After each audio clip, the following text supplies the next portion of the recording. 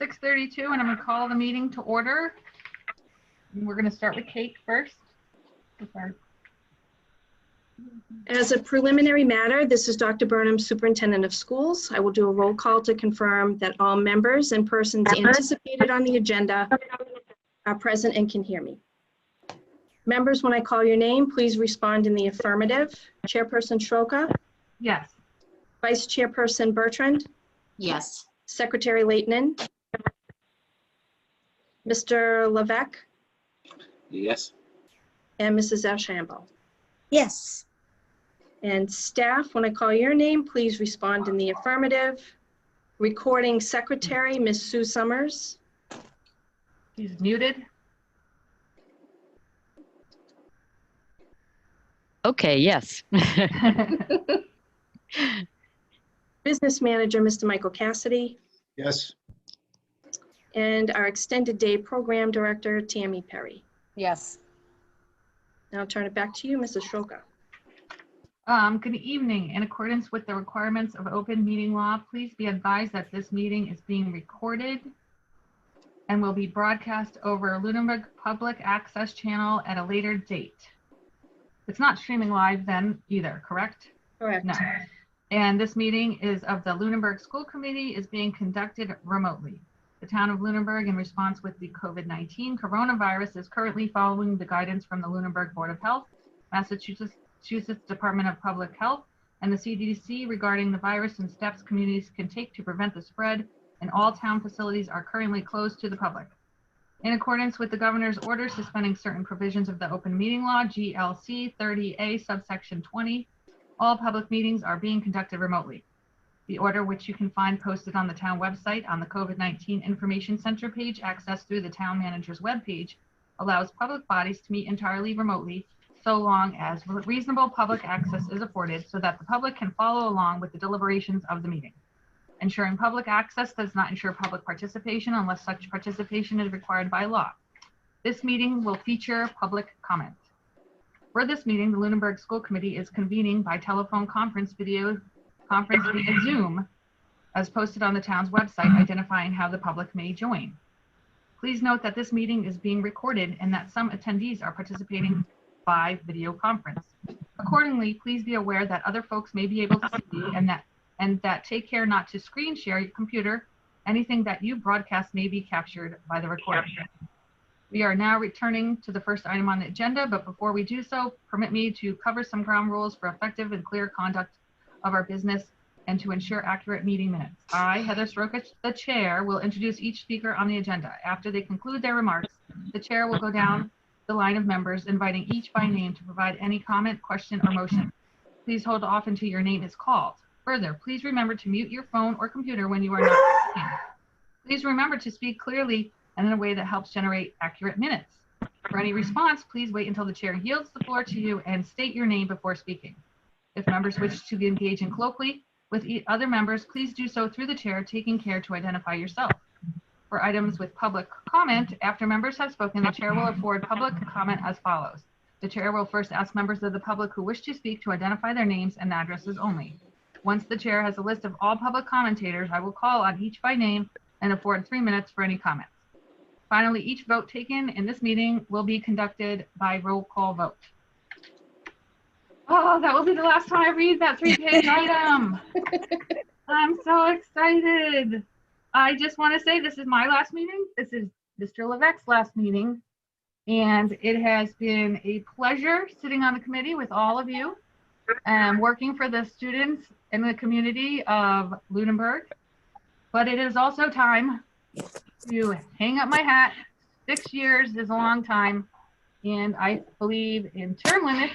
And I hope that the next 2 people on the committee will do a good job and work collaboratively with you as well. Jim, do you want to say anything? Well, I was going to wait until after the end. Yeah, I echo your comments, Heather. I had the distinct pleasure of working with you people for 3 years. Brian, just being recent. I found every one of you to be deliberative and focused on what's important in this job, and that's the students and the well-being of the students. I don't think any one of this group has had any other focus while we've been working on our deliberations or anything else. So I'd also want to echo your statement. Whoever the winners are, it's a contested seat, or a contested race now with 4 people who are running. Whoever the winners are, I wish them the best of luck and hope that they come here with an open mind and ready to face the challenges that are coming, especially, you know, with the COVID and the budget coming up the way it did. I was hoping we'd be able to hand over a nice budget and Yeah. a much better situation fiscally than we're winding up with. But I know that I know the administration and the people in the school committee are working tirelessly to make sure that we get what we need.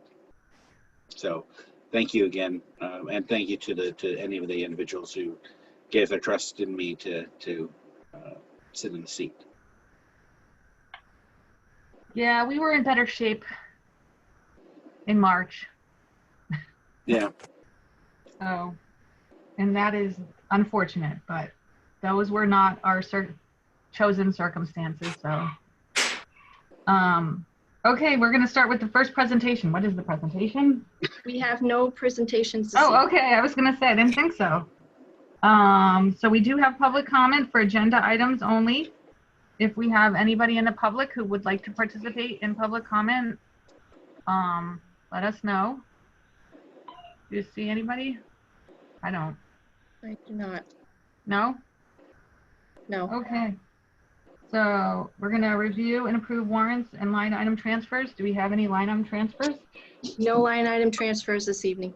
Okay. So the warrants are in your packet online. I hope everyone keeps signing them. We need to get that done for the end of the fiscal year. We have minutes to approve from the regular session June 3rd. Did anybody have comments, feedback, corrections? No? So I will take a motion to approve those regular session minutes. Brian, Yes, I'd like to make a motion to approve the regular session minutes for June 3rd, 2020. I'll take a second. Wendy, I second the motion. all in favor, roll call vote. Mr. Levesque? Aye. Mr. Leighton? Yes. Ms. Bertrand? Yes. Mrs. Ashambo? Yes. And Mrs. Stroka? Yes. We have superintendent's report. Relatively brief, I think. So we have been this week collecting Chromebooks that were issued to families in need of technology at home to access the remote learning. That's going pretty well, but I imagine that we'll be doing some follow-up with some families that we did not get to see this week. In preparing for the 2020-2021 school year, as you know, I've put together the reopening plan team. We will likely be scheduling another meeting of that team soon. As I shared with the parents in the last letter to families on June 12th, we're looking at the possibility of 3 scenarios. 1, we open as we typically do.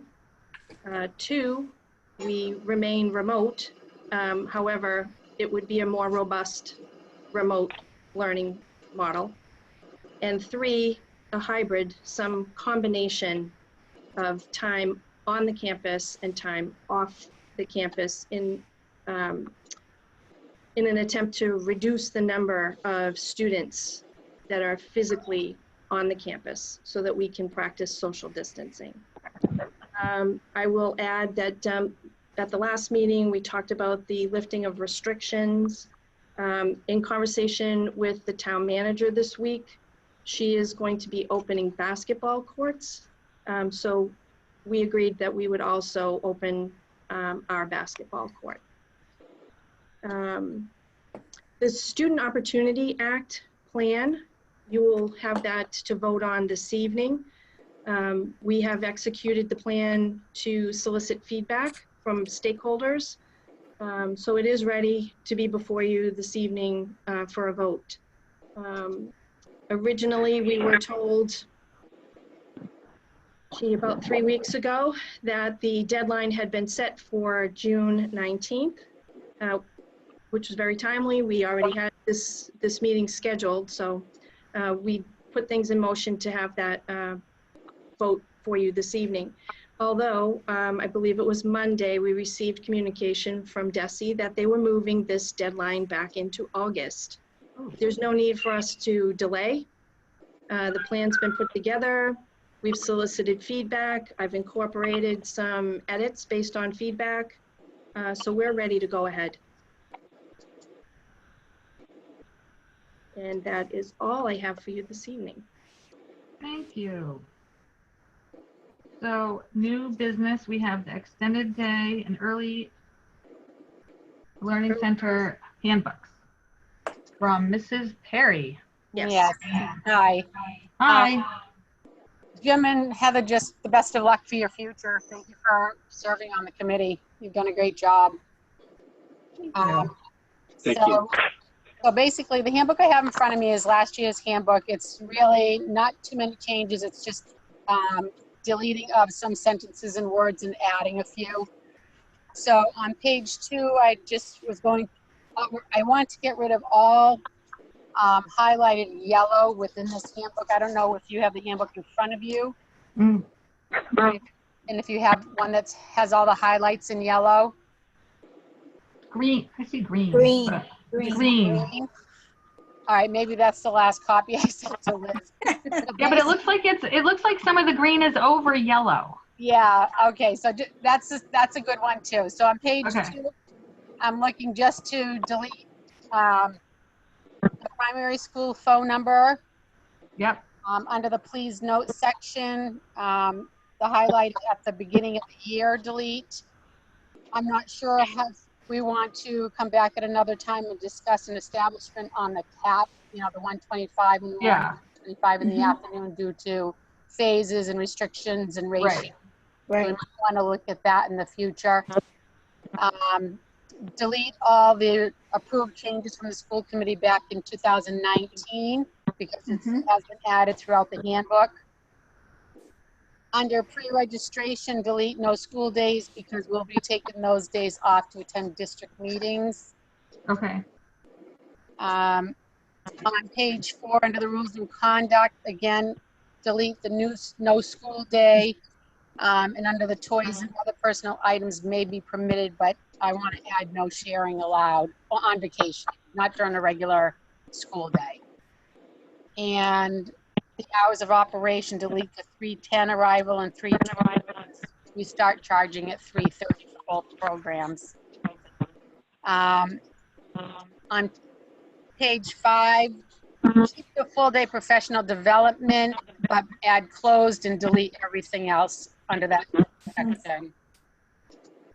And I think that's about it. That's all I really have. And there's no change for the ELC handbook at this time. Okay, so we just need to take action of approving the changes. So I will take a motion to approve the changes unless you have any questions for Mrs. Perry in regard to the changes. I just have a question. Identify. This is Carol Ashambo. I have a question. I have a hard time remembering to identify myself. I have a question about, I assume that if there are restrictions or whatever placed by the state for the fall, that those will come out in an addendum or something? Or what's your thought on how you're going to get the parents informed on what's going on if there are changes that may happen in the fall? I think, well, we're going to be getting together on the task force and we're going to be discussing all that and how to get that information out to parents and how we're going to be able to reopen. So that's still going to be in the works right now. Like Kay said earlier, we are going to have another meeting. We just started the task groups right now and nothing's been put into place so far. Okay, All just right, checking. thank you. Any other questions? Brian? No? Okay. So I'll take a motion to approve the changes in the Early Learning Center extended day. Oh, this is the extended day handbook. Yeah, Wendy? I make a motion to accept the changes to the extended day handbook as outlined by Mrs. Perry. I'll take a second. Jim? Jim Levesque, I'll second. All in favor? We need a roll call vote. Mr. Levesque, Aye. Mr. Leighton, Yes. Ms. Bertrand, Yes. Ms. Ashambo, Yes, and Mrs. Shoka. Yes. Okay. thank you, everyone. Then, thank you, Mrs. Perry. All right, do you You're want free me? to, I'm free to go? yeah, you're free to go. It's a nice day. I know, I'm actually starting vacation. So, Enjoy. guys, Thank you. Thank you. bye-bye. thank you. The Student Opportunity Act plan is next on the agenda. Are you going to speak to that, Dr. Burnham? So you all have a copy. The draft was also posted for feedback. A forum was posted, although sadly no one attended. But the document was widely shared with parent and staff groups. So our school advisory councils, the district advisory council, the PTO, our PACSAL group. And I did get some feedback, mostly that folks thought it was a good plan. I didn't have any substantive changes that were recommended. I did have some recommended changes to improve the flow, which is much appreciated, actually. So it is ready for you to approve. I will say that, just for clarification, we are not required in this plan to outline new initiatives. We are allowed to continue to deepen work in an area. And happily for us, the work that was outlined in the strategy for continuous improvement hit all the boxes for alignment for what they were looking to see as potential categories incorporated into the Student Opportunity Act plans. So we are largely going to focus on tiered support, both academic and behavioral, but the social emotional learning piece, the behavioral support, is really the most significant portion of this plan. I don't know if any of you may have some questions. I did have a question from a parent. We outlined costs associated with the plan as it's outlined. These are not new and added costs. These are costs that are in our budget, but these are costs that are aligned with the work that's outlined in the plan. But there's no additional cost above the approved budget in this document. Carol? Hi, this is Carol Ashambo, and I just wanted to comment that I was pleased to see how much the social emotional piece was in this plan, because it really just goes to serve as to show people how very much it is on the minds of the district. Yep, I agree. And this was originally due in April, correct? Correct. And then because that date was included in the actual legislation, they had to pass some emergency legislation to alleviate that that date as required in the first iteration of the act. Okay. And they left that to the discretion of the commissioner, Uh-huh. who also works under the Board of Education. So Does anyone else have any questions in regards to this plan? No questions. I was it was thorough to me. Yes, very I detailed. think Agreed. yeah, and I think it meets the needs of the district, and it ties to our other plans very well. Okay, and do we want to give a little bit more information about this plan for those people who may not know what it's tied to? That it may not have been, just a little tiny, you know. sure.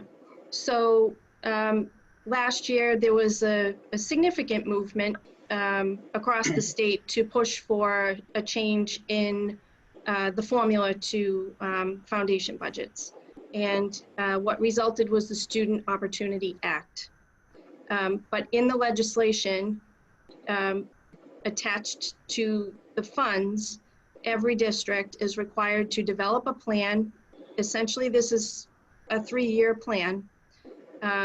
We were originally required to submit April 1st, again, based in the actual language of the legislation. That has been deferred. We were told 3 weeks ago, June 19th, and learned just this Monday that that has now been pushed back into August.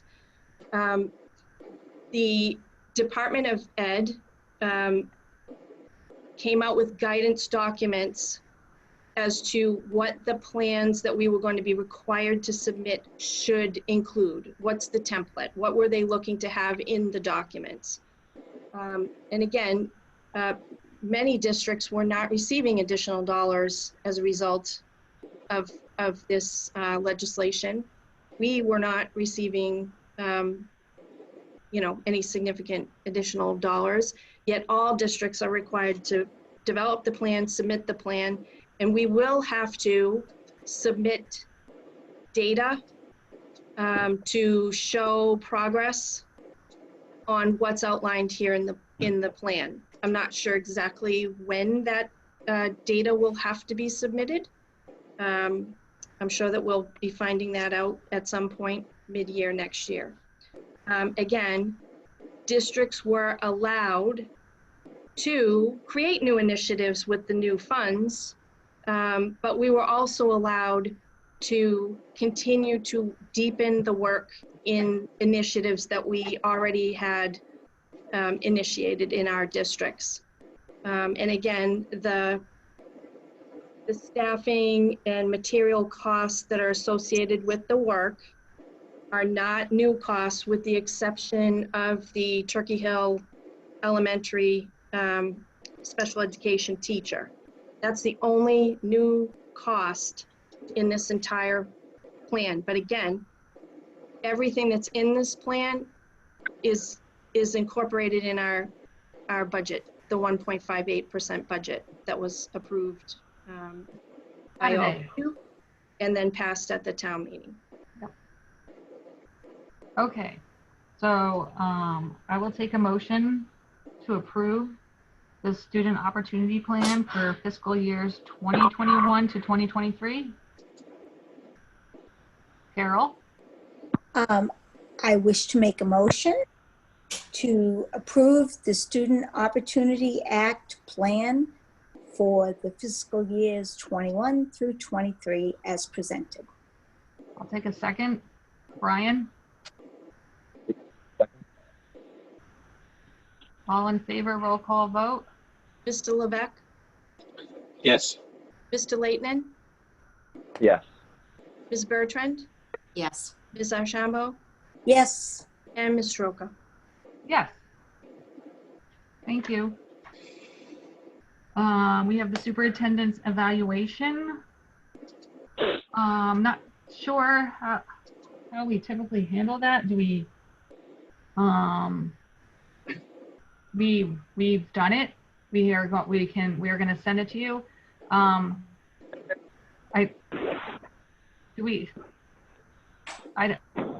don't know. We don't typically read it out loud. What we do is, right, we'll send it to you. We'll send it to you, and you'll be able to reach out to us and get feedback from it. And then you'll put it on the webpage for parents to see. Mhm. So overall, Wendy, do you want to speak to it? As far as, Sorry. so Chairperson Soroka put together all of our responses. We had a new draft this year, which was aimed at simplifying, because in previous years, there was a lot of space to write, based in different areas. And so I'm thinking that sometimes putting together comments from 5 and another committees across the Commonwealth, 7, 9 members, and getting them succinct.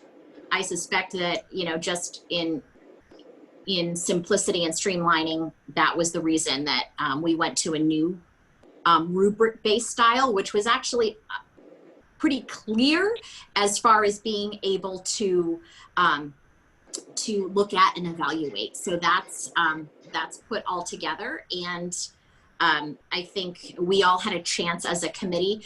Chairperson Soroka put it together. She sent it back to everyone, wanted to see how everyone felt about, how she had merged everything, gave everybody a chance to give more feedback, and then sent a finalized draft out.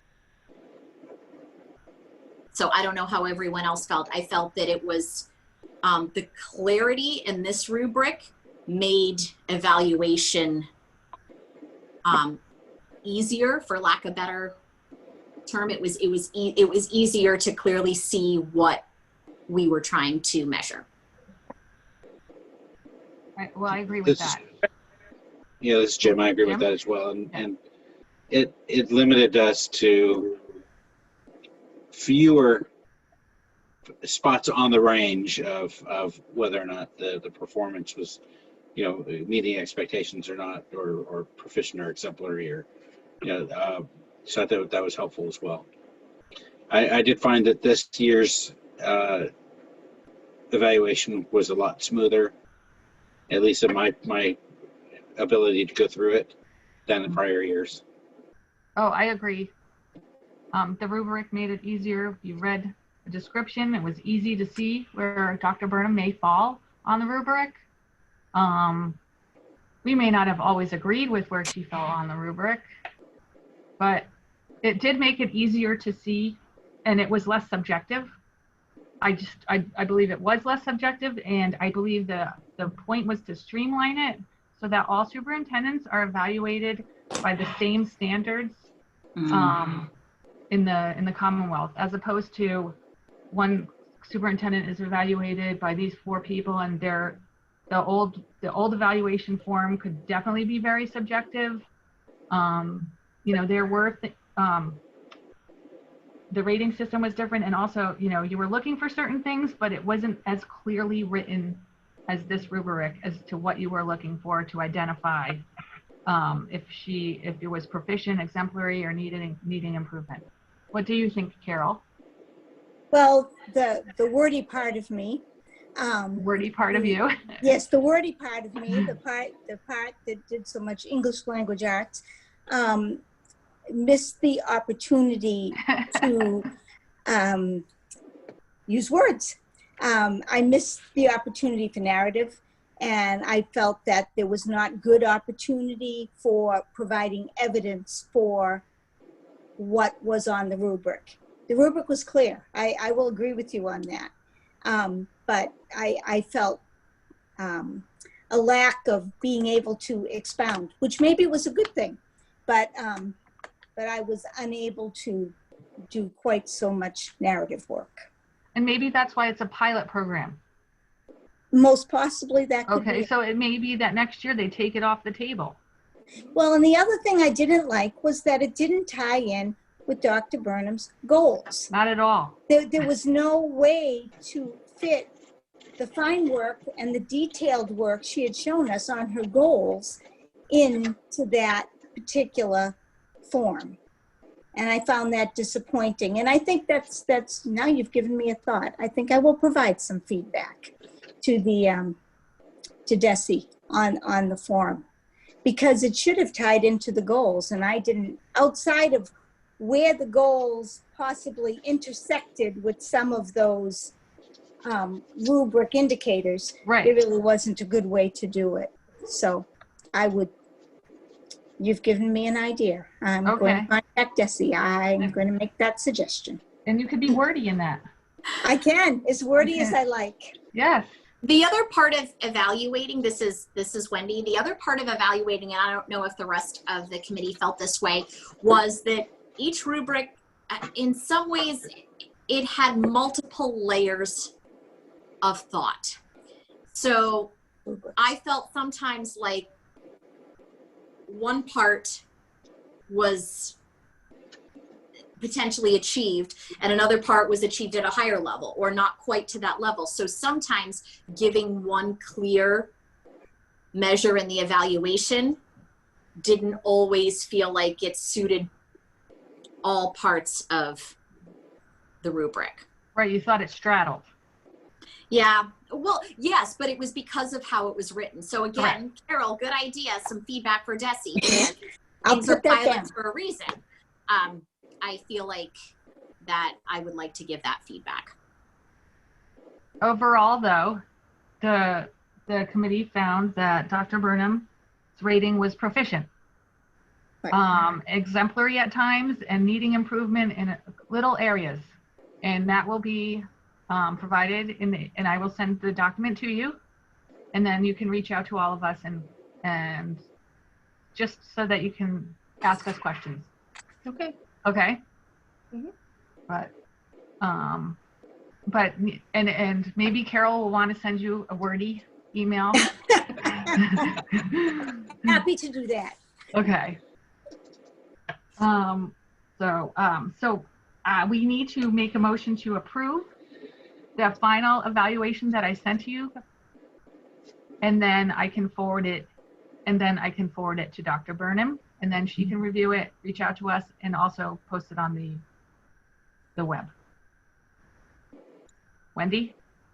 I make a motion to approve the finalized superintendent evaluation. I'll take a second. Jim? It's Jim Levesque, I'll second. All in favor, roll call vote? Mr. Levesque, Yes. Mr. Leighton, Yes. Ms. Bertrand, Yes. Ms. Ashambo, Yes. and Mrs. Schroeder. Yes.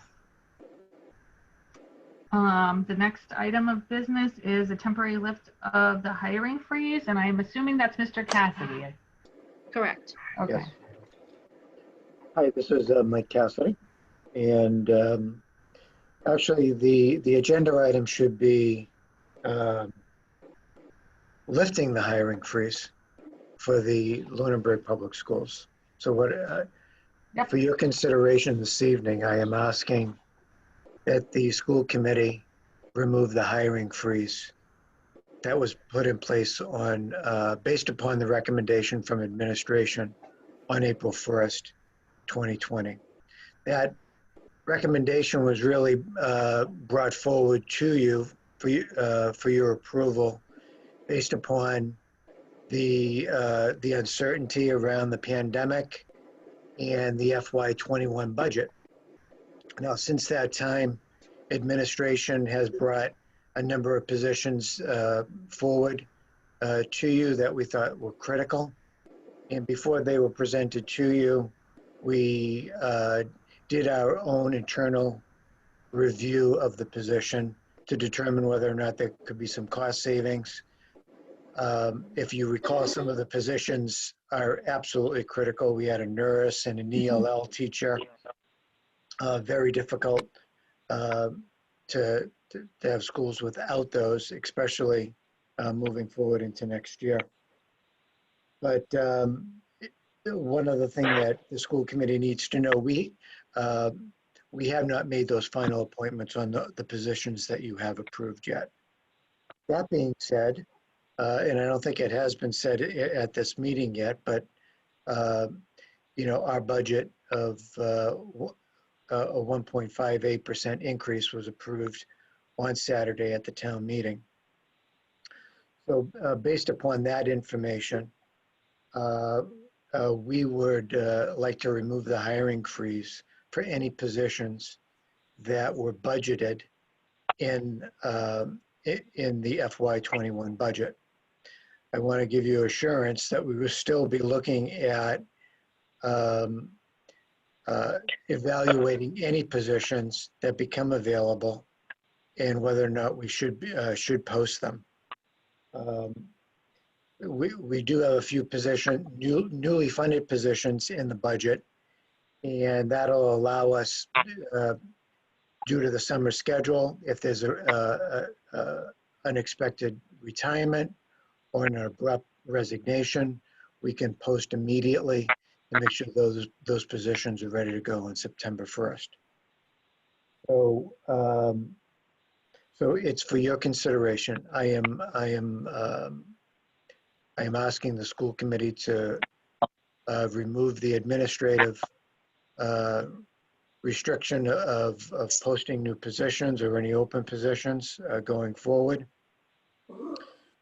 As always, the personnel report is evidence of the positions that we post and hire for. So there is a report that we provide the school committee just so you can see some of our action. So if you have any questions, please let me know. I have a question. You said something about retirees. Are we expecting any more? Not that I'm aware of. Hearsay and gossip and, I have not received any new retiree notices since the last school committee meeting. And then there were a few retirees that did not get to the personnel report that are on the personnel report tonight. But since that point, I have not received, or the superintendent has not received, any new retirement notices. But these are difficult times, and there is some uncertainty about what classes are going to look like. Oh, yeah. People could abruptly retire, and that's their right. And when we get that notice, we just really want to post it as quickly as possible. Review the position and post the position as quickly as possible. Does anyone have any questions for Mr. Cassidy? So I need a motion to lift the hiring freeze. It's not a temporary lift, is it? No, it is not a temporary lift. I'm asking for a removal of that lift at this point. Okay. Brian. Hi, this is Brian Leighton. I'll make a motion to remove the hiring freeze. I'll take a second. Carol. This is Carol Ashambo. I will second that motion. All in favor in a roll call vote? Mr. Levesque? Yes. Mr. Leighton? Yeah. Mrs. Ashambo? Yes. Ms. Bertrand? Yes. And Mrs. Stroka? Yes. Thank you, Mr. Cassidy. Are you also here to present on transportation? Yes. So this is a complicated issue that the business office is presenting to you tonight. Since the pandemic hit, I've been reporting out in bits and pieces about the troublesome issue that many districts are facing with our bus and transportation contracts and vendors. So since the closure, bus companies have not been getting paid. So our bus companies, which is D-Bus, who provides the general ed, the big buses, the general ed transportation, and Vanpool Transportation, who provides our in-district and out-of-district special ed transportation, have not been paid. And the reason why they haven't been paid is there's a law that basically says if you don't provide a service, then you're not going to get paid. So that kind of protects public money. So it's been hard on the bus companies, and they've been in communication with all the districts, trying to figure out how we're going to get through this together. Through DESE and our listserv, they recommended that districts get together with similar bus companies. So districts that deal with D-Bus got together and was trying to negotiate some sort of settlement to help bus companies get through this very difficult time. So this process has been going on for over 3 months between the business managers that work with D-Bus, and that includes Tingsboro and Westford and Groton Dunstable and Harvard.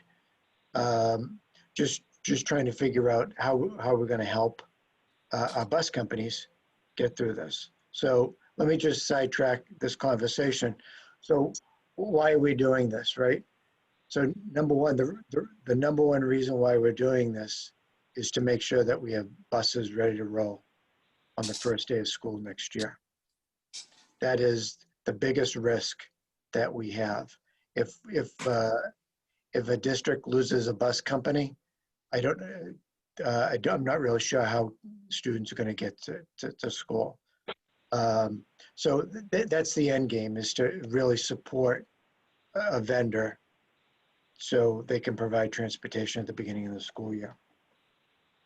So as we been negotiating with bus companies, the state legislation on June 5th passed a bill that said that we could pay vendors kind of a service fee, just to make sure that they are that they don't go under, and that the continuum of services. There's all these types of terms that they're trying to justify municipalities to pay some of these vendors for services that are related to their contract, so they don't go into bankruptcy. Or they're there at the beginning, so we can get continued service as we get through this pandemic. So, with that law and key components of that law are in the memorandum that I sent you. So the final agreed upon amount with D-Bus was 50% of the amount that was owed left on their contract. And that would be the rate that we would also be using for Vanpool.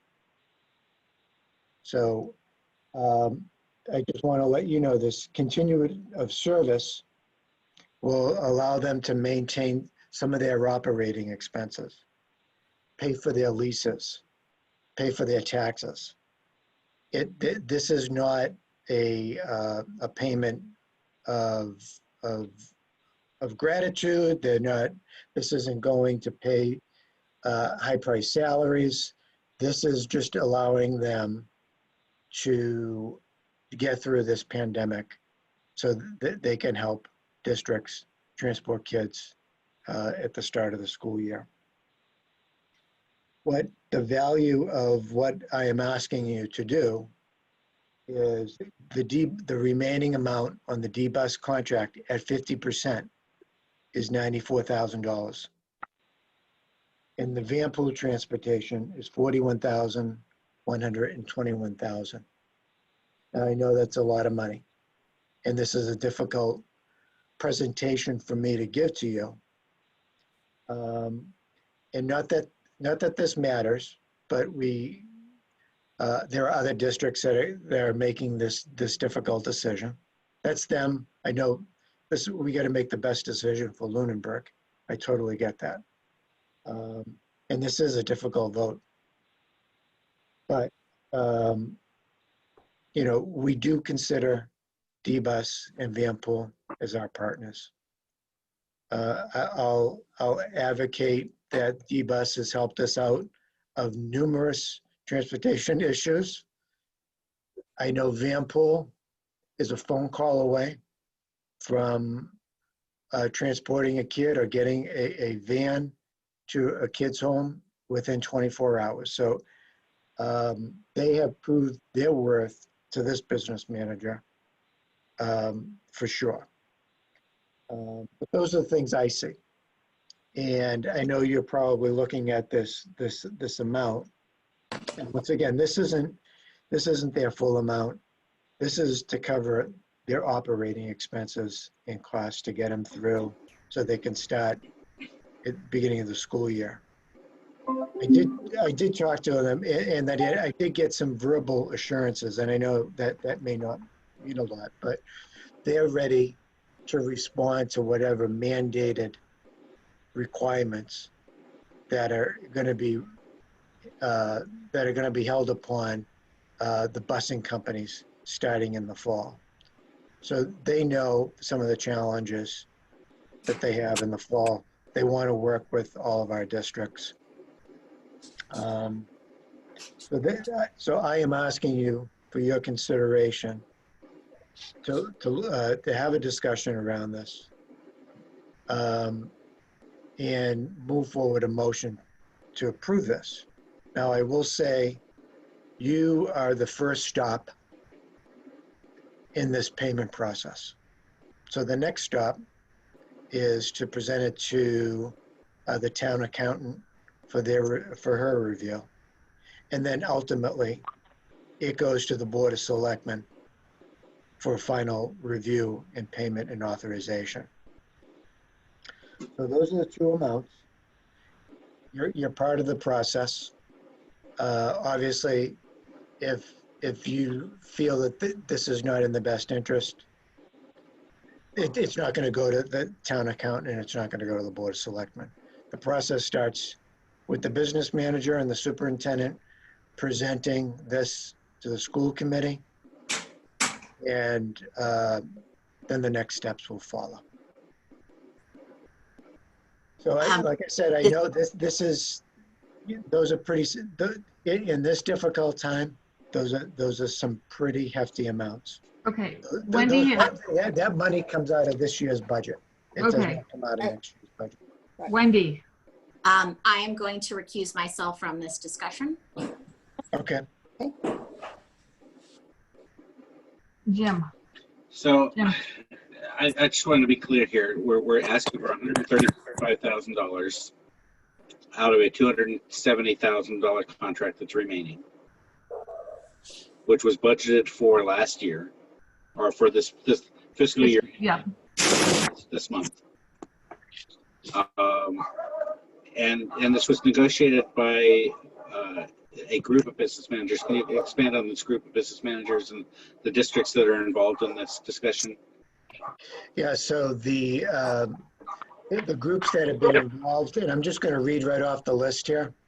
So Air, Clinton, Groton Dunstable, Harvard, Lawrence Academy, Littleton Public Schools, Maynard Public Schools, Monty Tech, Neshoba Valley Technical, Tingsboro, Westford. So there was a negotiating team that was established from this group. I was not part of that negotiating team. That was looking at financials, and you know, at the beginning of this, D-Bus had provided a percentage that they wanted that the school committee would and should not have approved.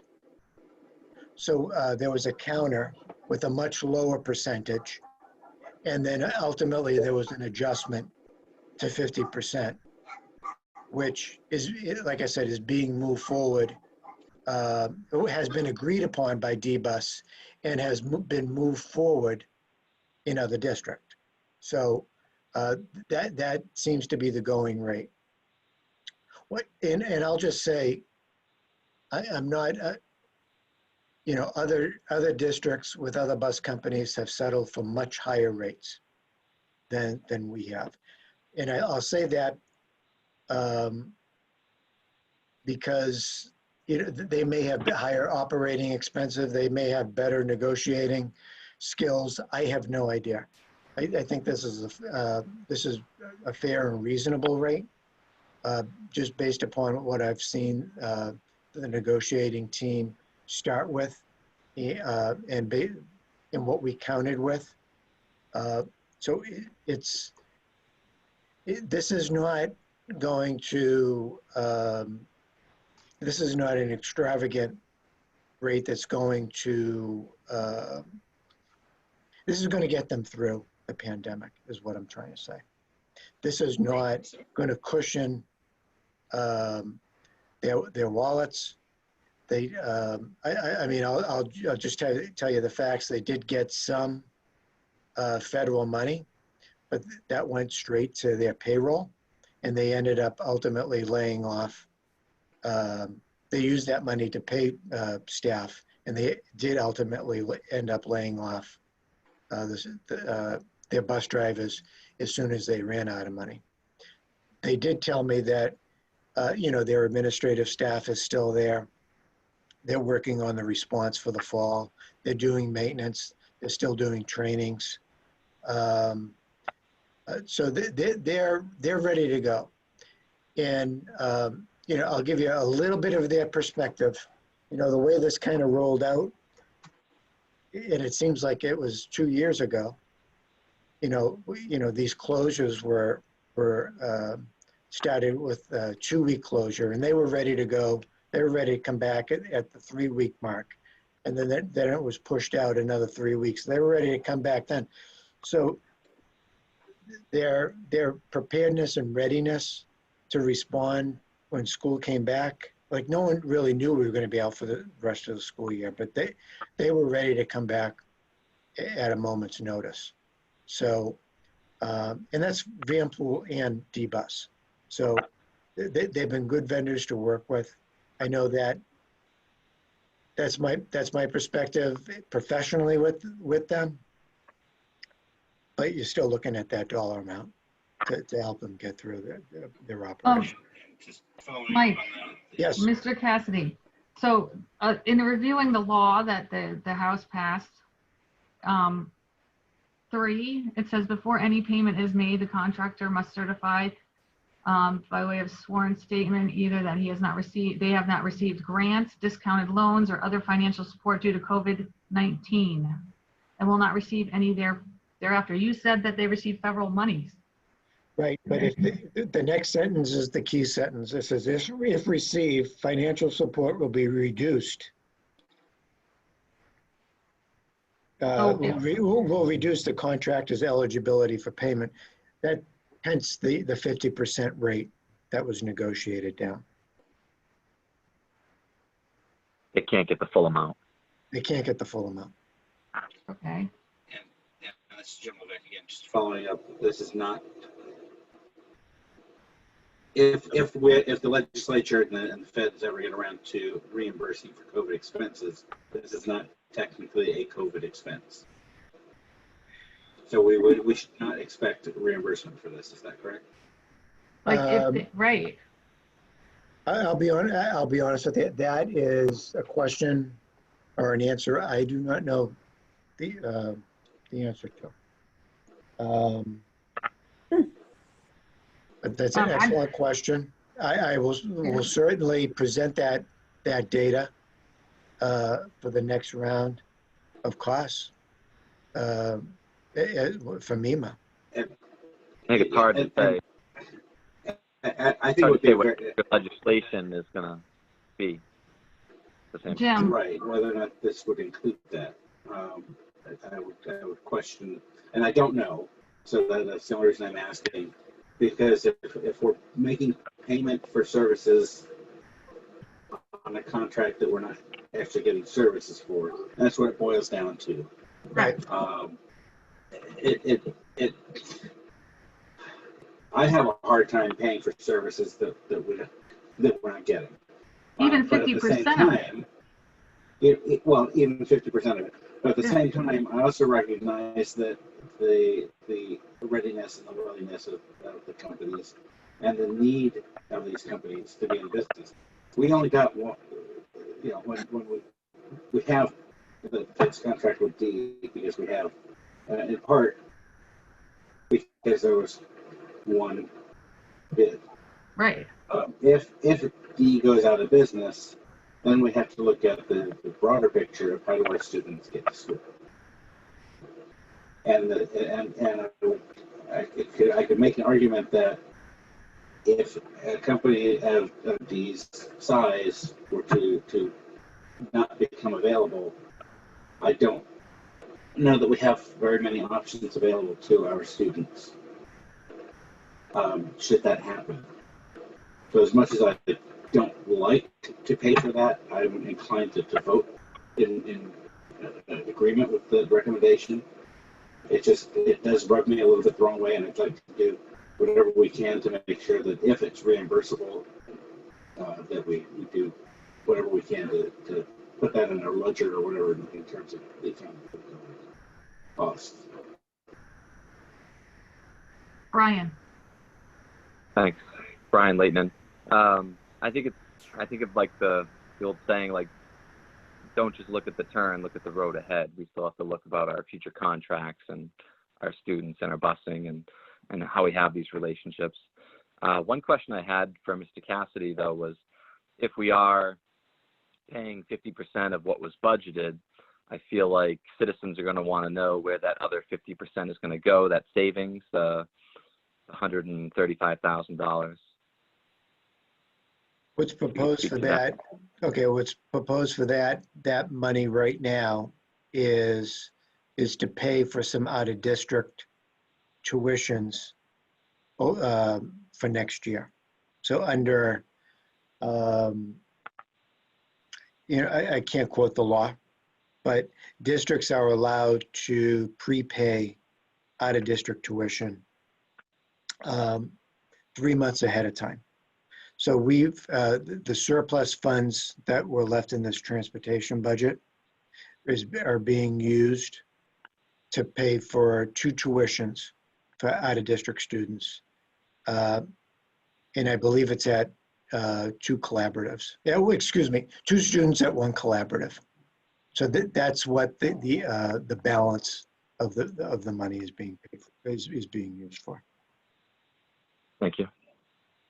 Do you think that when negotiating with D-Bus for the next contract, they'll remember this and be a little bit more generous with their bid?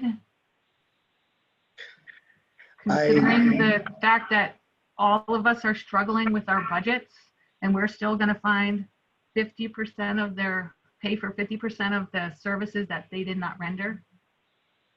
Yeah, I'll remind them. Because I think that that's important to remember, that all of these districts who are all struggling with their budgets are now paying 50% of a bus contract that was, or the remainder of the bus contract that was not even fulfilled.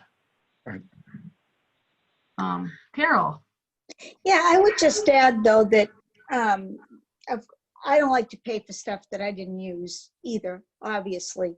But we expect the buses to be ready. We expect the bus drivers to be trained. We expect them to deal with whatever COVID stuff they have to deal with. We're paying for that. Part of that money is going for the readiness as well. So as much as it's an awful lot of money for a service you didn't get, some of the services you are getting, because we wouldn't be paying necessarily for them to do these things over the summer. Our contract would have been done. So some of the stuff we would be getting. And the other thing is, as you commented, they were the only bus contractor that we had a bid for. It's not like there are 12 other bus contractors we can just run to if something should happen to this business. If they, they've proven themselves to be reliable and to be helpful, and then I think that's what we have to do, as much as it irritates anybody to pay for services that were not rendered. Mr. Cassidy, when is the next contract negotiation with the bus company? When does that go out to bid again? 2 more years. So 2 not more years? next year, but the next year I'll be bidding. Okay, There's potentially when we bid this contract, and we can, there'll be a review of their bid. I don't know if you recall this, but we did advertise it as a 3-year contract with 2 one-year options. Right. Given the climate right now, I'm not really sure if we would renew it, but 2 years from now, things may look very, very differently. We may take 1 or 2 of those options. So we'll certainly take a look at that. okay. Do you have any more questions for Mr. Cassidy? No? So I will take a motion. Chairman Soroka? Yes? Chairperson Soroka? Yes. There is some motion language in the memorandum Oh, let's see. that in the final paragraph. Yep, hold on. The motion will be needed to approve, okay. The recommendation of the superintendent to authorize not to exceed the payment, okay.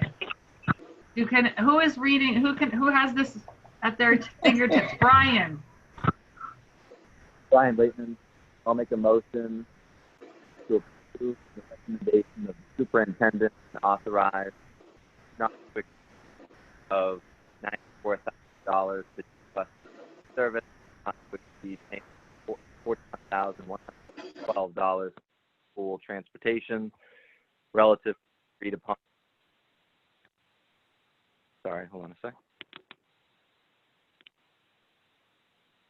Associated with COVID-19 pandemic, school closure.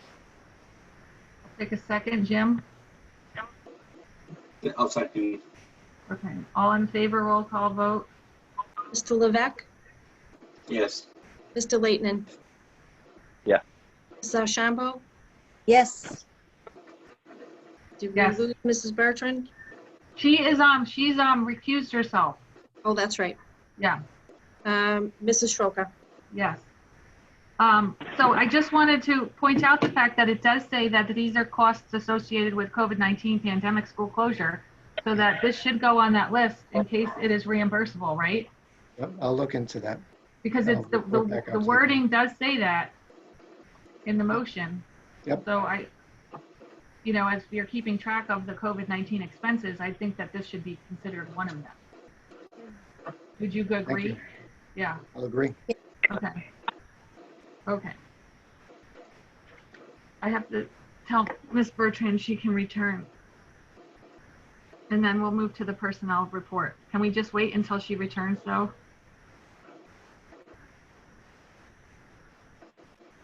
Are you texting her? Yeah. I told her to come back. I told her to come back.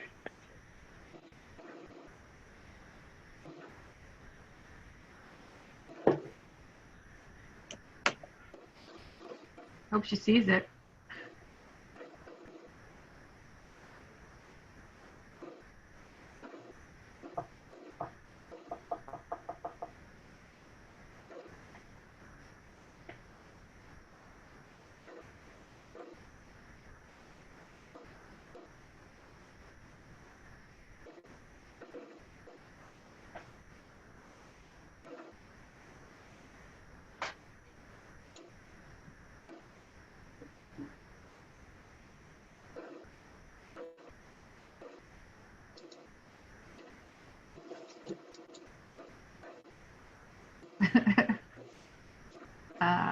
There she is. Hi, Wendy. Hi. Okay, the personnel report is Mr. Cassidy again, correct? Yes. So I'd like to, before we get to the personnel report, I would like to personally and publicly thank Chairperson Soroka and Mr. Levesque for the support of the administration. It's been an honor to work with you. I don't I don't think the public really realizes how hard the school committee works. And there's a lot of conversations and a lot of follow-up that you do. And I know at some point, probably in March, you were kind of winding down. And probably at the most difficult time in a century. I want to thank you for sticking around and showing leadership in the community during a very, very difficult time. This was an extended stay on the school committee. I want to thank you. It's been an honor to work with both of you, and I look forward to seeing you out on the streets of Lunenburg. So Thanks, that being Mr. said, Thank you. so we have two retirees. So you're aware of the two retirees because they were mentioned in the last meeting. Publicly announced them. Michael Hannigan, who is an English teacher at Lunenburg High School, and Susan Barney, paraprofessional at the Lunenburg Primary School, and also part of the extended day staff. We do have a promotion. Jordan Pocchini was appointed to the school technology coordinator position. And as you know, his position was presented to the school committee at the last meeting, and we're currently interviewing for his old position. So that is all I have to report to you. No one has any questions on this. We just have to accept this, Mr. It's accepted. No, Brian has a question. So I had a question for the public. Could you let the public know whether there were any? Would your personnel report include any layoffs or reductions in force? I ordinarily do not do that, but the goal is to really keep. There's a couple reasons. Obviously, privacy of anything like that. It's essentially three areas, which is retirements, resignations, and new hires and/or promotions. Those are the only things that the administration reports out on this report. Thank you. So I'll take a motion to accept Mr. Cassidy's personnel report. Carol? This is Carol Ashambo, and I make a motion to accept the personnel report as presented by Mr. Cassidy.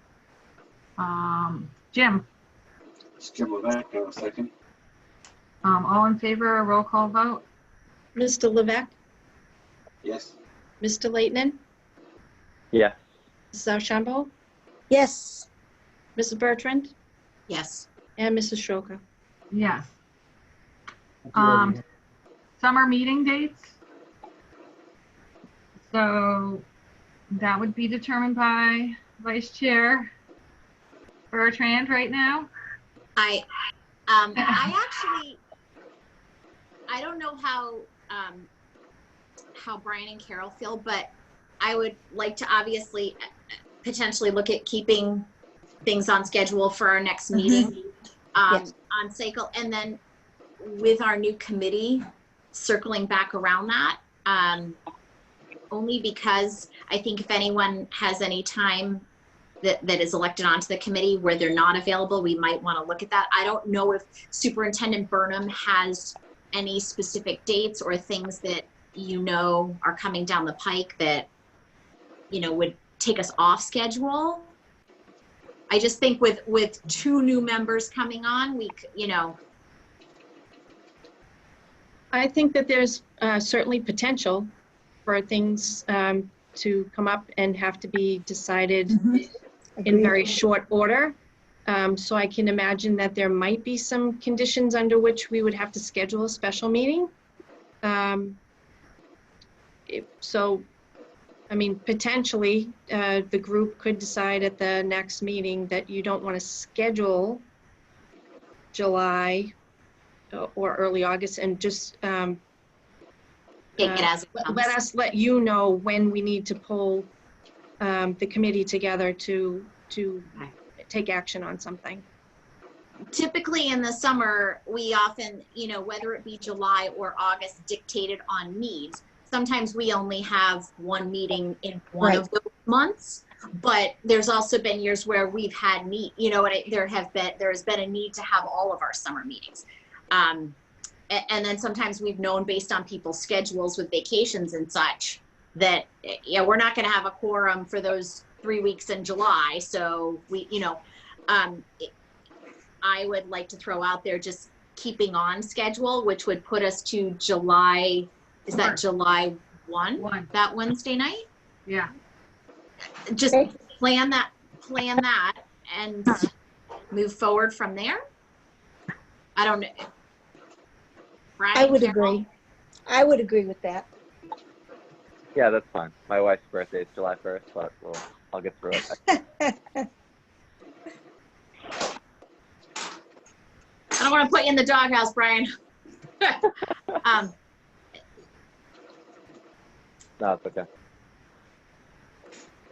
Would you prefer a meeting earlier that week? Monday, Yeah, Tuesday? fine. We could certainly take That's it. fine.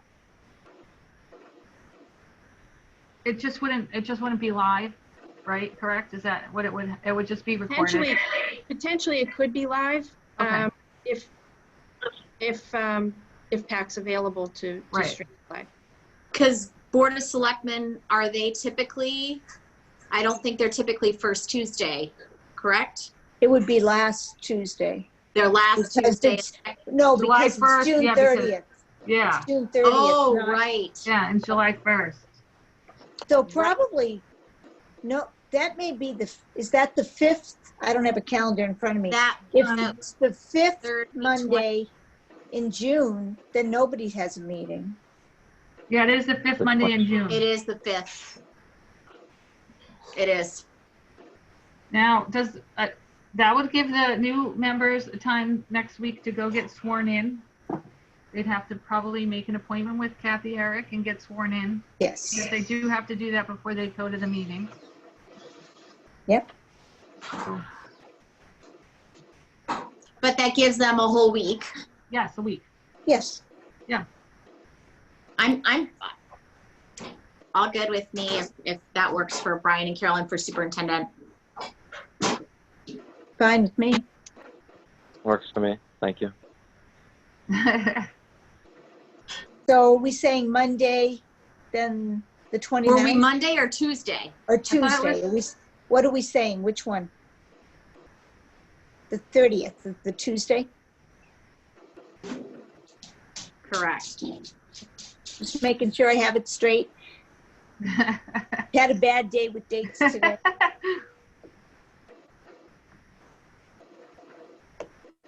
Want to do a Okay. 6 o'clock start on that meeting? Doesn't 6:30? matter.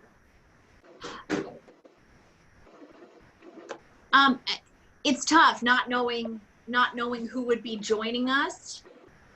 That's why I don't know. Maybe 6:30 is better. Well, Safer. I think you're probably gonna have an executive session, isn't that correct, Superintendent? I would imagine. Yeah, so you might wanna do it a little earlier, like just for your sake. Yep. Then yes. And it's gonna take Are you guys good with 6 then? I'm okay with 6, whatever works. That's fine with me. Okay, so next meeting, Tuesday, June 30th at 6 PM. Then we will stream live if PAC is available to do so. Okay. Okay. Discussion items, extended day and early learning center rates. Is that Mr. Cassidy presenting that or? Okay. So this is just, hi, this is Mike Cassidy, business manager. Hi, Mr. Cassidy. And this is just for discussion purposes. So originally, the business office was going to recommend some rate increases this evening to the school committee for the extended day in the Early Learning Center. When we really started working through the numbers, it was very, very difficult for me to calculate what the costs were based upon the models not being presented or outlined by the state yet. I guess my message here tonight to the school committee and probably and likely to the residents of Lunenburg is that there will probably be an increase in the extended day program and the early learning center rates for parents. Now I say that, and we're trying to be creative and helpful to parents as we were thinking this through. If there are additional costs that the district well, actually, it's not even the district. Remember, this is a revolving account. Yeah, it runs itself, yeah. Specifically to the program. If there are additional costs associated to running those programs, we will likely put in a fee or an increased rate for the time period that we have to do that requirement. So I guess under the best, let me just give you an example with a best case scenario. Say for the first 60 days, one of the programs needs a nurse for the entire time period that the students are there. On the 61st day, the nurse can go away. On the 61st day, we will not charge we'll make the adjustment and we will not charge the parents for those specific costs. And I know that it's going to be difficult, but obviously we don't want to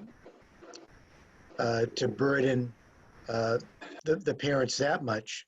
But then again, our local budget cannot absorb the operations of the program.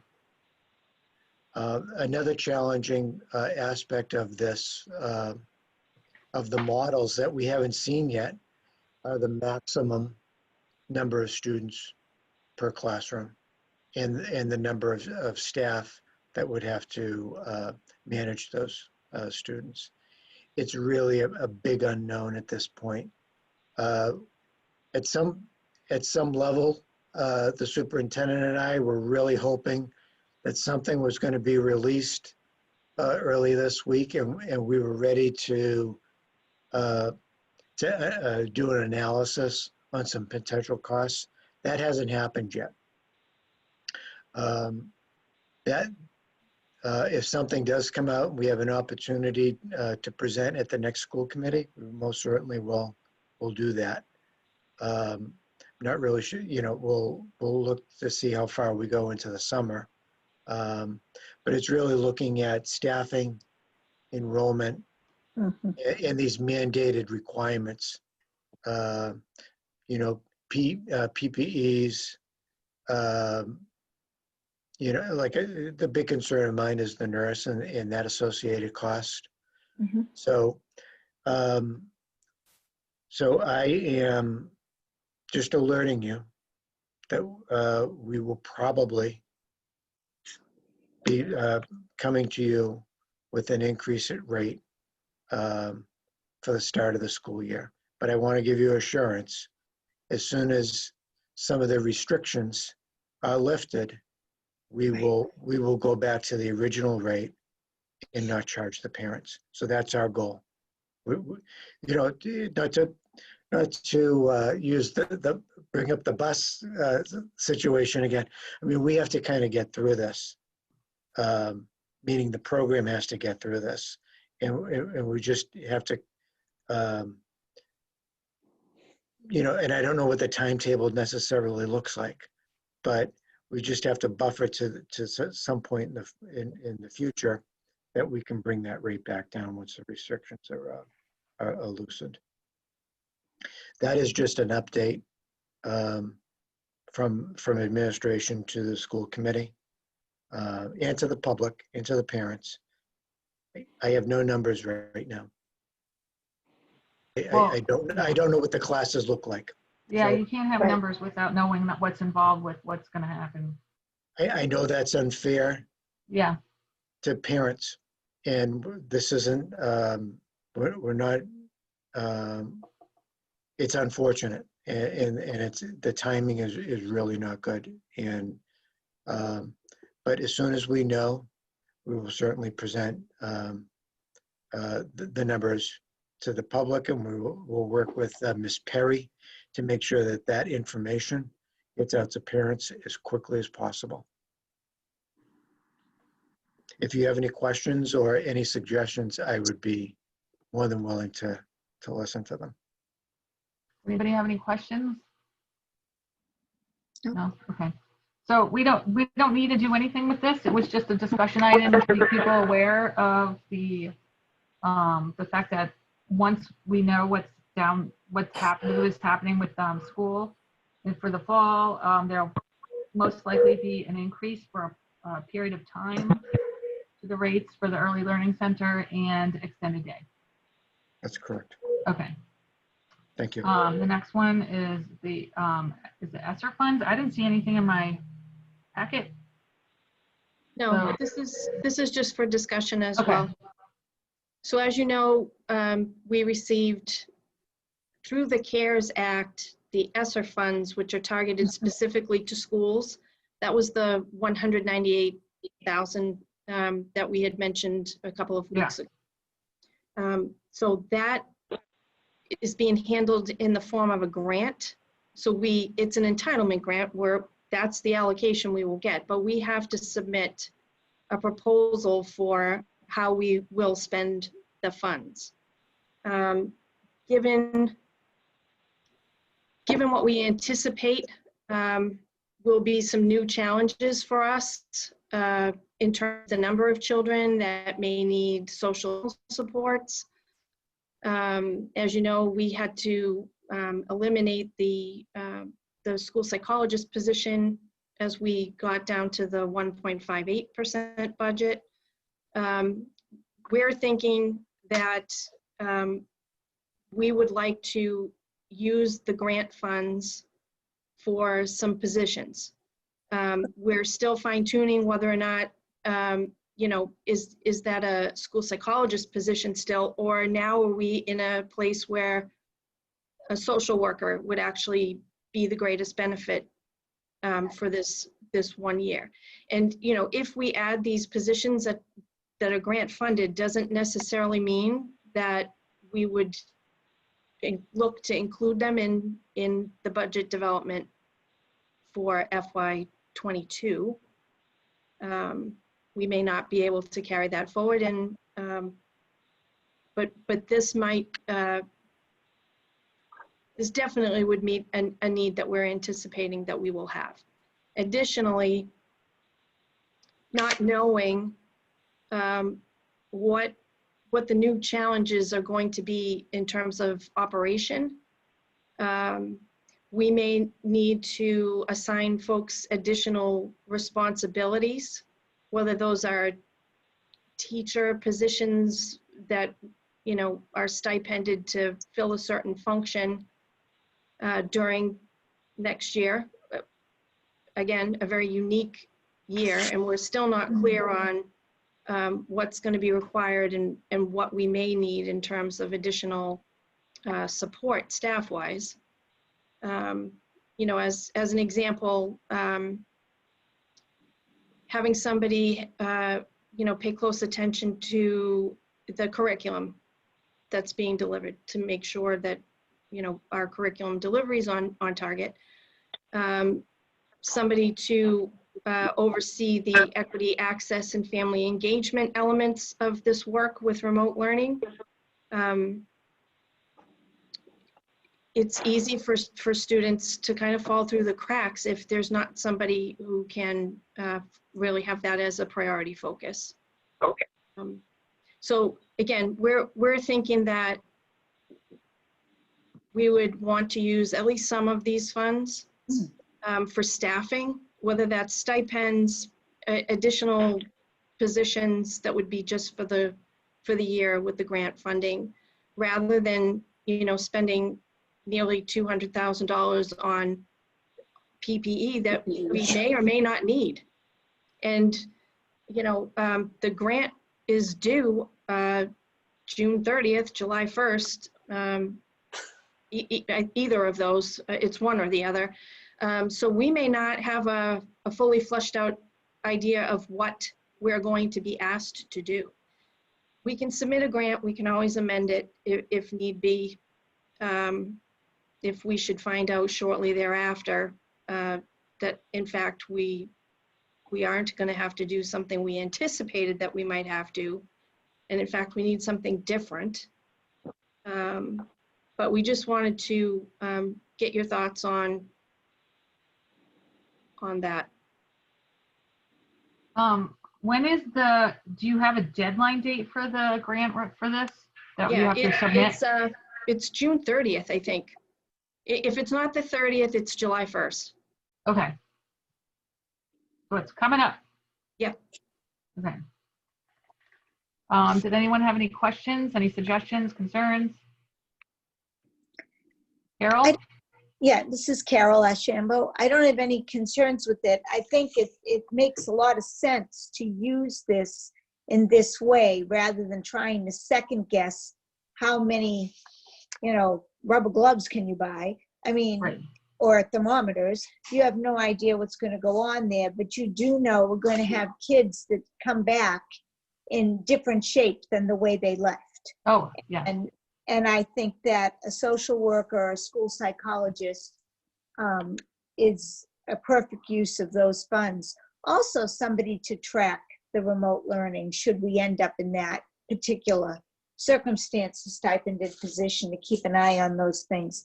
I think those are both very good ideas, because we know that, not all families have the same access, and it would be good to have somebody with eyes on that. So I would applaud that. That's probably a good use of those funds. Brian, you had a question? Just a comment. I would agree with Carol. I thought that was a great idea. Just to look into stipends too, of giving staff some more opportunities to expand their knowledge and give back and give them more opportunities. So we don't need to do anything with this? That was just for discussion to let us know? Just for and let the- discussion. Yeah. We wanted to let you know what we were thinking about for those funds before we actually write and submit the grant. Right. I think I think that those are probably going to be essential to opening of school next year, especially the school psychologist. Yeah. Okay. The school handbooks, are we really doing that? I only saw one handbook. So it's just Format. so you have one handbook as an example. Okay. Mr. Levesque had asked the last time that we were reviewing and approving handbooks that we try to find a uniform template and flow for the handbook. So you can see the sample that you have, has sections of the handbook, and it also includes a table of contents, and that table of contents is hyperlinked. So if you wanted to go to the section on attendance, you could find it in the table of contents, click on that hyperlink, and it would take you right to that section of the document. So we just wanted to get your thoughts as to, before we continue and finalize, 3 additional handbooks, your thoughts on this layout. It's pretty clear. Yeah, I think it looks good. That's about what I had in mind. I love the fact that you get the hyperlinks in there. Yeah. And it looks more uniform. It looks like a uniform template that could be used at either school. The reformatting, I think, helped. Is that we've had that's a mismatch of formatting. Sometimes when you're copying and pasting from other things, and Right. And I know how difficult that is to reformat that whole document. And then to add the hyperlinks to it and everything else that makes it more functional. So kudos to the team who did that. Where'd you go? So we don't have to approve it.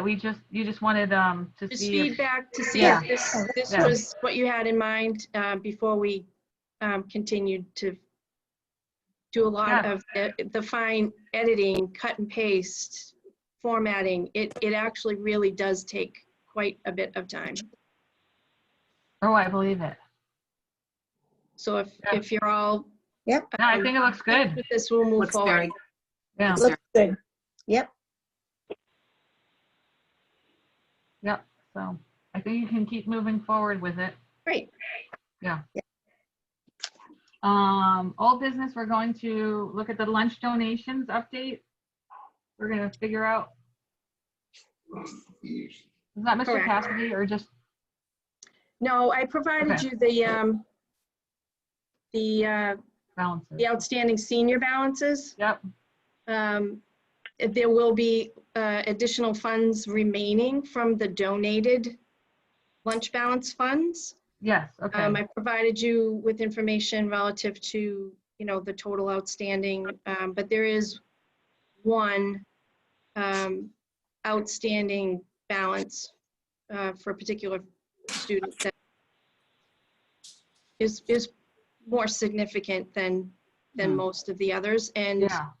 I didn't know if you would be amenable to applying it to the largest outstanding balance that we have on the lunch accounts versus, distributing that over the total number of accounts that have an outstanding balance, because essentially That's nothing. it's Yeah. less than $1 that everyone Yeah. would get towards it. So, I mean, I'm open to other thoughts as to how you might want to apply the donation. Yeah, if the one student has $438.50 and this is still only 170, so they're still going to have an outstanding balance. Yes. But I still feel that would be the best way to handle this donation, to at least reduce the student's balance. Because like you said, with 275 students with negative balances, that $170 is going to really do nothing No. Right, other than for that one student. right. So do we want to, so we should make a motion to so I need a motion to put the remainder of the balance on that one, the highest balance. So you're gonna apply to pay off the one senior. senior account Yep, that is in deficit, yep, and then apply the balance to the one, the highest, donation yeah. to the highest outstanding balance. Yes. So I'll take a motion. Brian, Brian Leighton. I'll make a motion to approve the donation towards the one senior with a negative balance, and then the remainder of that donation applied to the student with the highest outstanding balance. second. Wendy, I'll second. all in favor, roll call vote.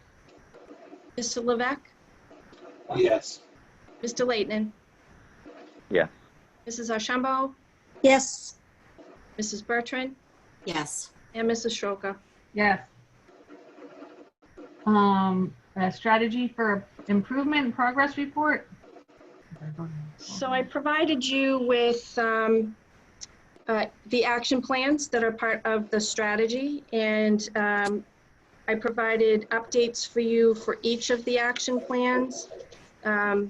You can see that the new additions to the action plan are in red.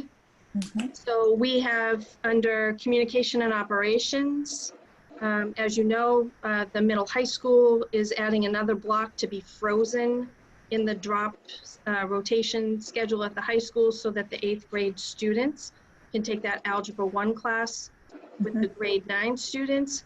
And we're also looking to explore potential models like that in foreign language for the 21-22 school year. The secretaries are continuing to work to develop manuals that outline their roles and responsibilities, including procedural outlines for each of those responsibilities. It's a good cross-training document. We never seem to have the time available to actually do the cross-training, but if we were ever in a pinch and had to cover somebody who needed to be out for an extended period of time, at least having the manual that outlines the processes and procedures that fall to each of the secretaries' responsibilities would be very helpful. And lastly, on this one, as you saw this evening, the school handbooks now have a common template, which does include that table of contents and hyperlinks to the sections of the handbook. Under cultivating culture and climate, priority 1, we continued through the year with PBIS professional development with the primary school staff, and we're hoping to be able to extend that next year into Turkey Hill as well.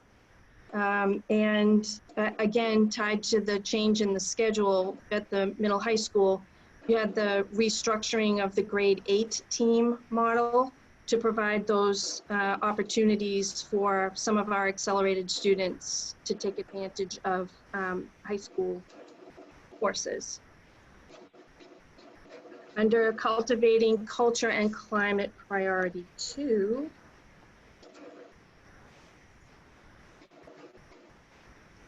unfortunately, the learning walks were halted with the closure, which was very unfortunate.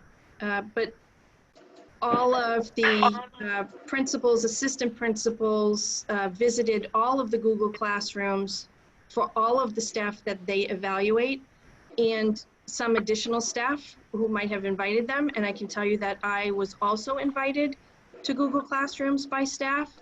And there was some really fantastic things to see happening through this remote learning. And this year, the instructional leadership team has also started to use protocols to guide discussion where it's appropriate and applicable. No additional work on cultivating culture and climate, priority 3. Under equity, access, achievement, and opportunity for all students, no further work yet on priority 1, but on priority 2. The Equity Advisory Council was formed in May and was announced to parents as well in early June. We're really excited about this. I had more than a dozen staff volunteer to participate in this council. And we have staff in a variety of roles in the district, and all of the schools have at least one staff member on this council. So really, I had hoped to form the council back in March, but things were derailed for a little bit.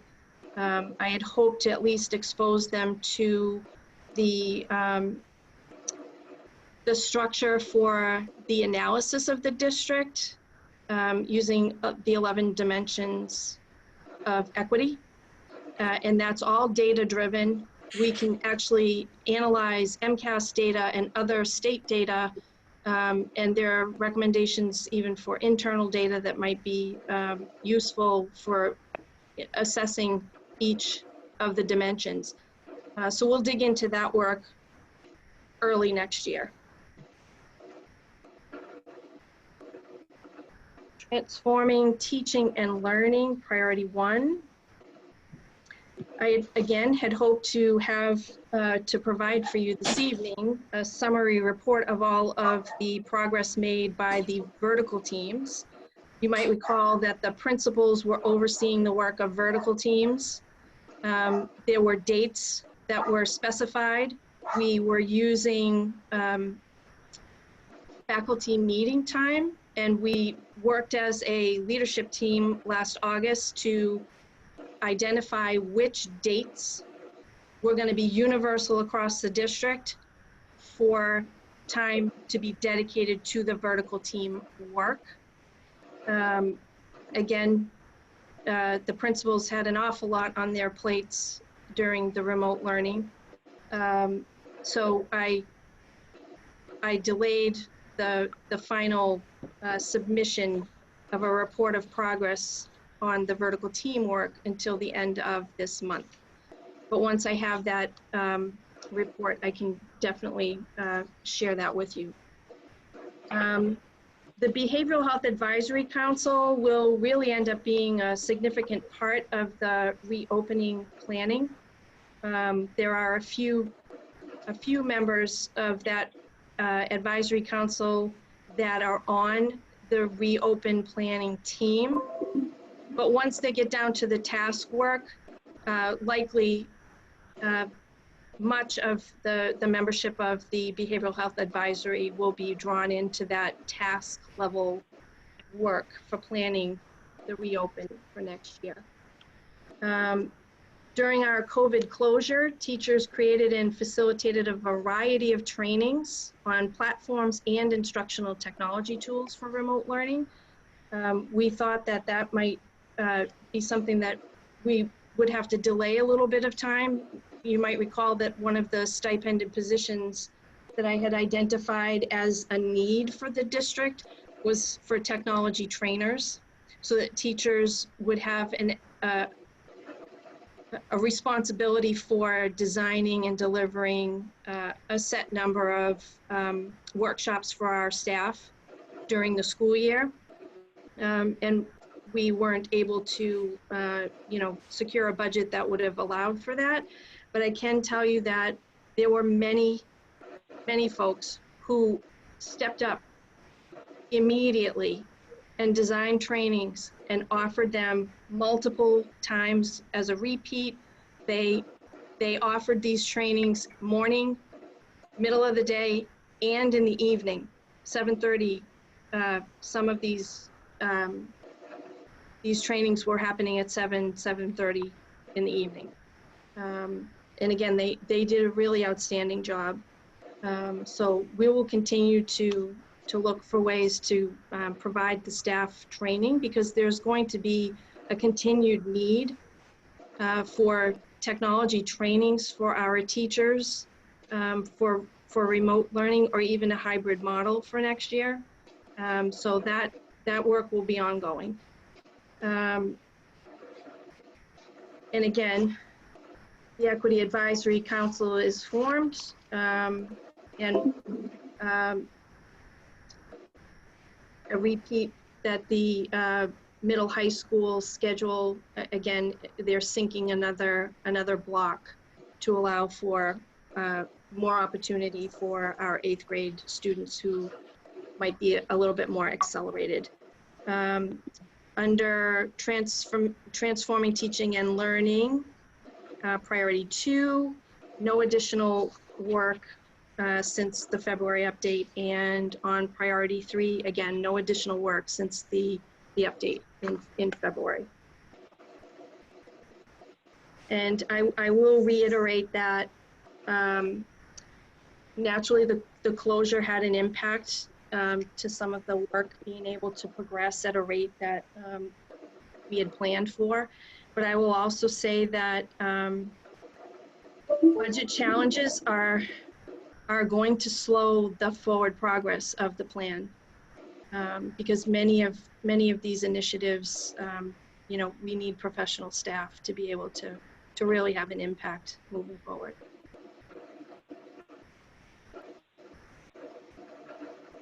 Anybody have any comments? Yep. Anybody have comments, questions?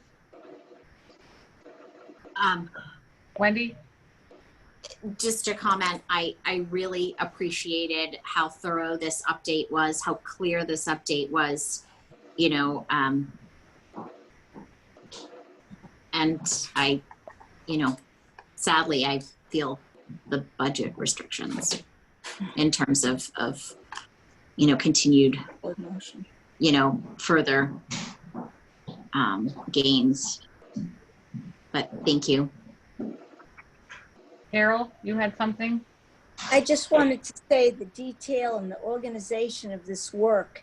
There's so much work that needs to be done, and by organizing it in this way and spreading out as much as you can the work and all these details really makes a huge difference. The work could only move forward by organizing it this way. Unfortunately, the budget is going to wreak havoc on it, but the work is there. So when we get to a position where we can move forward, you're ready to roll. Thank you. Jim? Yeah, this is Jim Leck. So I would also just echo Carol and Wendy. The detail was sufficient. It was enough to know exactly what was going on. The updates are great to hear. Disappointment again, some of the things that are outside of our control. But I think the things that you have been able to control, you've done an excellent job in doing so. I'm happy to have this administrative team that we have in place, and I just reiterate that I was glad to have been able to cast a vote to hire you. I see just a lot of positive things coming in terms of being able to provide these plans and details of how we're trying to achieve those goals and moving that forward. I really appreciate that. Thank you. Brian? You just let you know. What everybody else said, it was, Yeah. and I appreciate the long-term planning. I think it's so important. Is this online so that people can access it? So this most recent update? Yeah. Not yet. Okay, but it will be so that parents can can take a look at it and see all of the good work that's been done even during the closures. And going forward, how you're trying to get things done, but unfortunately, the restrictions are there. It's a little, but at least, it's a little of like, you know, swimming upstream with a strong Yeah. current. Yeah. Just keep swimming though. Yep. You gotta just keep swimming. Now we're Right? stuck with Finding Nemo. Yeah, I'm sorry. Okay, but there was nothing this was just an update, and this will be added to the website so that parents can look at it and take a good look at all the good work. It is very clear, easy to read. Yes. So I don't think anyone should have any complaints about it. It's also nicely done and just so nicely done. So, okay. The next item is just finance report. Finance committee, Carol? Sure thing. The Finance Sure thing. Committee met on the 11th of June, and they were looking at, obviously, the upcoming town meeting. Once again, they stated that they have $1 million in the budget to help support the budget in case of a 10% cut in state aid. They would need a $1.86 million surplus in order to balance off a 20% cut. So as you can see, they're all right with 10%, but if it gets much beyond that, there's going to be a problem. They were looking for flexibility in the budgeting. They were talking about delaying some of the capital plan, which we know didn't happen, but that was the discussion prior to town meeting. And they talked about the CARES Act and how that money will help, but probably not going to help enough. So they decided, there was a lot of discussion about the capital plan, decided to wait and see what happened at town meeting. So we know that all passed. Probably the most important thing that I gleaned from the discussion finance committee was that they're forming a committee to look at debt, because some of our debt is being retired, so like the primary school, the library. I didn't write down exactly which ones, that's what comes to my mind, but some of the debt is beginning to roll off. So they're looking to figure out how much debt the town can handle. What would it do to tax bills? Because they're looking at the old primary building, of course, something needs to be done with that. Looking at the TCP renovation, looking at a possible renovation or replacement of the elementary school. All of those things that would be coming down the pike eventually, they need to try and figure out how the town is going to organize their finances in order to meet those things. So Peter Beardmore, I believe, is going to chair that particular subcommittee, and they're going to take a look at their current policies and any changes in policies having to do with debt. So let me turn my page. And their next meeting after the town meeting last Saturday is the 25th of June. And they're taking talent form, thanks, because I believe they need another member to be appointed to their committee. I think there's one more opening. Yep. Yes. So, Jim, are you busy? You want to? I have, I've also resigned my position on the APDC Really? at the end of this month as well. Oh my. Oh, wow. Okay. I need to change some focus. Okay. I will still remain involved in town activities as much as I can, but I can't. I've got to. That's why I didn't run for re-election. Got it. Got it. Got to focus on other things now. Okay.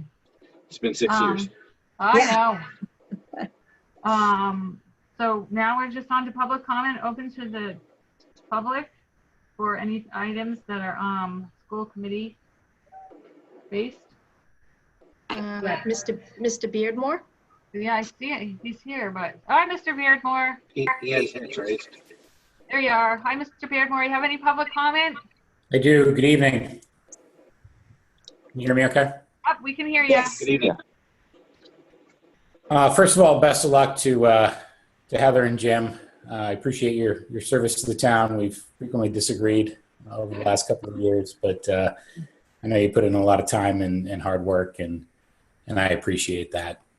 For the rest of the members of the committee and the candidates for school committee, I hope you're watching this on YouTube or on cable.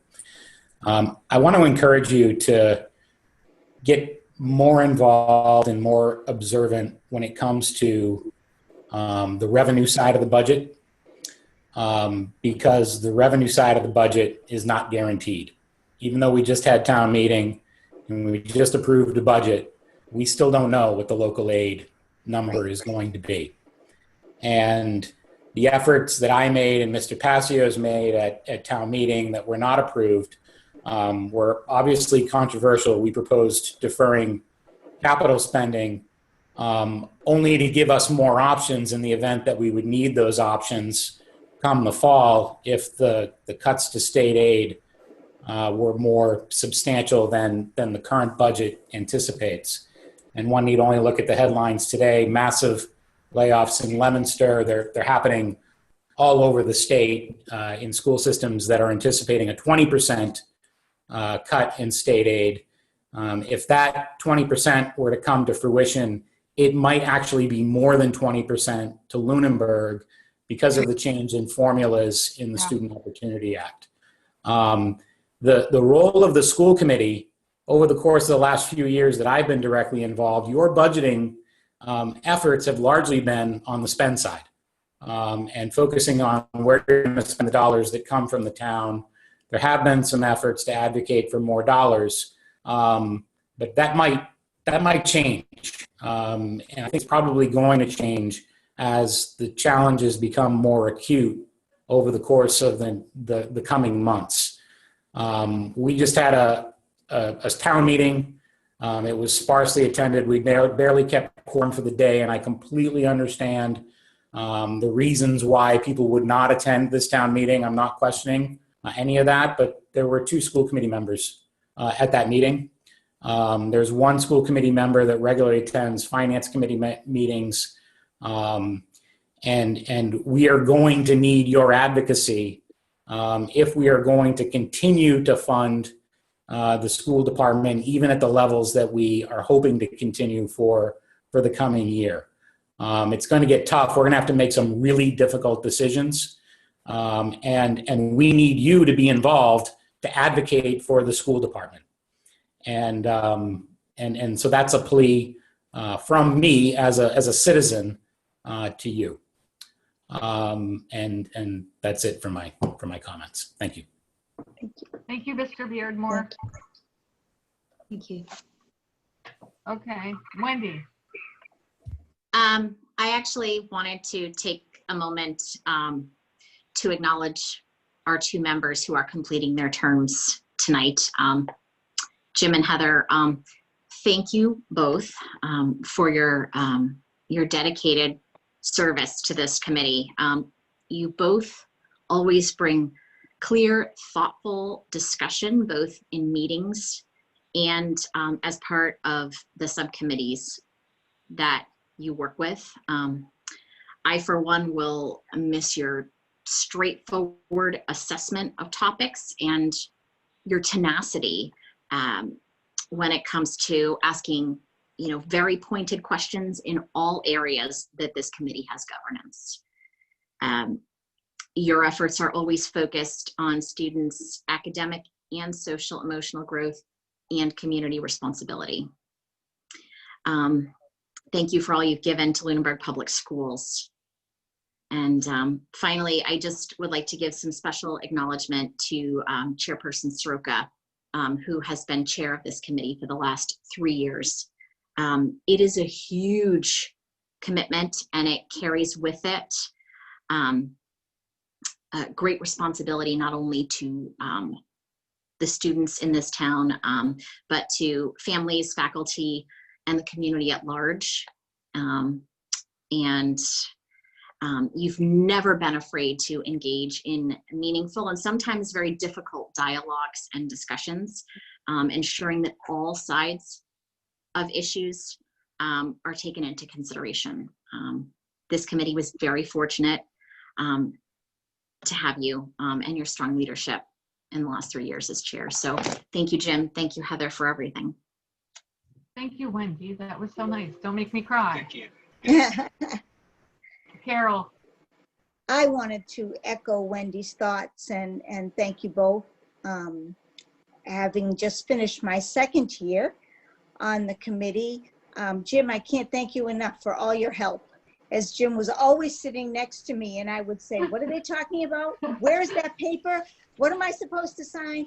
He was always so kind and so good and so level-headed in our discussions, and I thank you very much. And Heather, I appreciate all your welcoming words and your leadership on the committee very much. I thank you both and enjoy your every other Wednesday night. Thanks, Carol. Thank you, Carol. Brian. Yeah, I want to echo what both Wendy and Carol had said, and thank Heather and Jim for their leadership. Jim, even though you weren't the chair, I think you're a great leader on the committee, and you both spoke eloquently and passionately, and your guidance, especially Jim with the athletic advisory, was very helpful. And then just both your passion and your dedication is amazing. Thank you. Thanks, Brian. Thank you. No, I will. Oh, Dr. Burnham. Oh, wait, I can't hear you, Jim. What's wrong with your speaker? Can you hear me? I don't know. Barely. Can you hear me now? Yeah. Scream. Well, I was just going to take exception to the fact that I spoke eloquently. Oh, yeah, I know. All the time. No, I know that's not true. Yeah. Sorry. I had to lighten things up a little bit. Okay, Dr. Burnham. Well, I would like to echo all of the comments that have been offered in gratitude for your service to the Lunenburg Public Schools through the school committee. I will miss you both greatly. And I just want to say thank you for the opportunity to be here in Lunenburg. I truly appreciate the fact that you gave me a shot and you brought me here. So thank you both very, very much. Thank you, Dr. Burnham. We think you're doing a Thank you. wonderful job. What is that? What is it? Mr. Cassidy? So now I Oh will my present the God. plaques. That's amazing. Where are we going to put that? You'll have to find I gotta a special change- I gotta spot on the change wall. So Mike, you want to read the certificate? He's on mute. He's muted. There he Okay. is. Not anymore. Certificate of Appreciation, Heather Soroka, Lunenburg School Committee, 2014 to 2020, in recognition of your service to the students of Lunenburg and to the community. Signed, Dr. Kate Burnham, Superintendent of Schools. And next. This is certification, Certificate of Appreciation, Jim Levesque, School Committee, Lunenburg School Committee, 2017 to 2020, in recognition of service to the students of Lunenburg and to the community. Signed, Dr. Kate Burnham, Superintendent of Schools. Thank you very much. Thanks. Congratulations to both of you. I hope your next chapter is as productive as this past chapter has been. You've had a lot of impact in the community. So I'm sure that you're going to go on to do more great things. Thanks. luck. I think we're leaving the schools in pretty good hands right now, and anxious to see what happens with the election on Saturday. See who you guys are going to be working with for the next few years. Good luck to them all. Yes, absolutely. Yeah. So I think that's it though, right? We're going to go to executive session to conduct strategy sessions in preparation for negotiations with union personnel, or to conduct collective bargaining sessions or contract negotiations with union personnel, not to come back to regular session. So we'll see you on the other side. Roll call Oh, vote. well, roll call, yeah, adjournment. Sorry. Motion to adjourn. Mr. Levesque, Yes. Mr. Leighton, Yes. Ms. Bertrand, Yes. Mrs. Archambault, Yes. and Mrs. Schroeder. Yes. All right. See you another meeting.